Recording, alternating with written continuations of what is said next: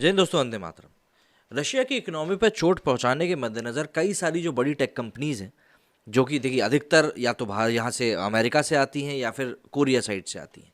तो ये सभी इस समय ये कोशिश कर रहे हैं कैसे भी करके रशिया को अलग थलग किया जा सके और उसकी इकोनॉमी के ऊपर चोट पहुंचाई जा सके। और इसी फहरिस्त में एक के बाद एक नाम इन कंपनीज की जो लिस्ट है उसमें जुड़ते ही जा रहे हैं। रशिया में सभी कंपनीज अपने ऑपरेशंस भी बंद कर रही हैं, मोबाइल्स नहीं भेजे जाएंगे, कई सारी चीज़ें हैं।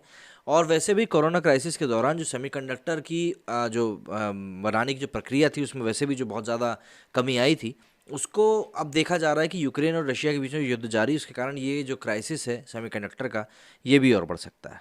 रशिया और यूक्रेन के बीच लगातार लड़ाई जारी है। इसका आज 10वां दिन है। जिस तरह से पुतिन की सेना यूक्रेन के खिलाफ कार्रवाई कर रही है, अमेरिका समेत कई सारे देश उसके ऊपर प्रतिबंधों की बारिश कर रहे हैं। इसी क्रम में विश्व की टेक दिग्गज कंपनियां भी रूस के खिलाफ जंग लड़ रही हैं। गूगल, फेसबुक, ट्विटर और एप्पल के बाद अब दक्षिण कोरिया की कंपनी सैमसंग ने भी रूस के खिलाफ कार्रवाई करते हुए रूस में फ़ोन और चिप बेचने पर रोक लगा दिया है। सैमसंग रशिया का पसंदीदा ब्रांड है और वहाँ इसे एप्पल और शाओमी से भी ज़्यादा लोग पसंद करते हैं। यही नहीं, रशिया के खिलाफ एक्शन लेने के साथ ही सैमसंग यूक्रेन की मदद के लिए भी आगे आया है।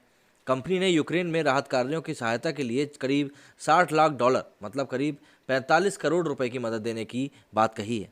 कोरियाई टेक जायंट की इस मदद में ग्राहकों और उसके कर्मचारियों के द्वारा दिया गया दान भी शामिल है। ब्लूमबर्ग की रिपोर्ट के मुताबिक दक्षिण कोरियाई कंपनी ने कहा है कि वो लगातार यूक्रेन के हालात पर नज़र बनाए हुए है।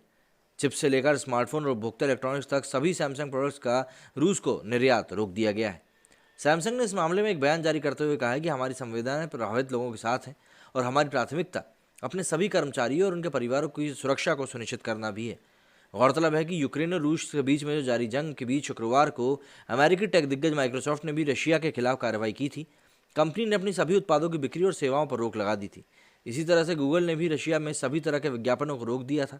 1 मार्च 2022 को ट्विटर ने भी रूस के खिलाफ कार्रवाई करते हुए ऐलान किया था कि वो रशिया सरकार से जुड़े हुए किसी भी कंटेंट में लेबल लगाएगा।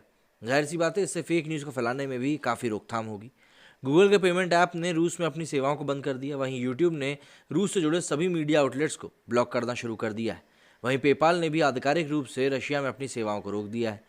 दुनिया के दिग्गज टेक कंपनियों के एक्शन के बाद रूस ने भी एक्शन लिया। शुक्रवार को रूसी संसद में फेक न्यूज़ पर लगाम लगाने के प्रस्ताव पास हुआ और नए कानून के तहत जानबूझकर फेक न्यूज़ फैलाने पर 15 साल तक की सज़ा होगी। इसी के तहत फेसबुक और ट्विटर को रूस में बैन कर दिया गया है। मतलब आप वहाँ पर अब फेसबुक और इसको ट्विटर को यूज़ नहीं कर सकते। और वैसे भी फेसबुक के बारे में तो ये माना ही जाता है कि वो काफ़ी बढ़िया तरीके से प्रोपेगेंडा को फैलाने में माहिर है।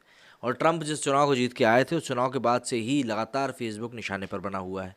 लेकिन इन बड़ी बड़ी टेक कंपनीज़ के वापस हट जाने के बाद से, मतलब कि जब से उन लोगों ने नाम वापस लिया है, तब से ही इस बात की अटकलें लगाई जा रही हैं कि अब किस तरीके से रशिया इन सभी चीज़ों को टैकल करेगा।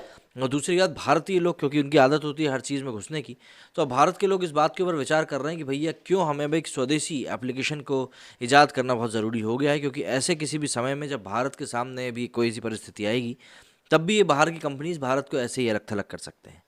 मेरी सुनी फिलहाल इतना ही। जय हिंद, जय भारत।